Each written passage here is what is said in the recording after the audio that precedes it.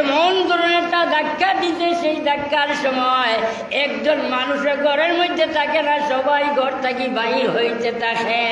ওই অবস্থার উপরে দেখা যায় ওই মহিলা যদি বাহির হয় ঘর থাকি, ওই মহিলা তার সন্তানটা এখনো ঘুমের মধ্যে রয়েছে, কিন্তু সন্তান পালাইয়া ঘর থাকি বাহির হইয়া গেছে।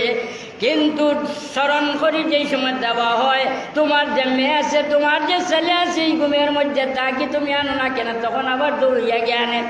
ওই ধরনের একটা ধাক্কার কারণে যদি বোঝা গেল যে আমার ফুট জায়গাত রয়েছে না, আমার অবস্থাটা কি হইবে, আমি ঘরের মধ্যে থাকলে হয়তো ঘর ভাঙিয়ে পড়িয়ে দিব, গাছের নিচে যদি থাকি তাহলে গাছটা হয়তো ভাঙিয়া উপরে পড়ে যাইব। এই ধরনের ভয়, এই ধরনের ডর ছিল। কিন্তু ওই দিনের কথা তুমি স্মরণ করো,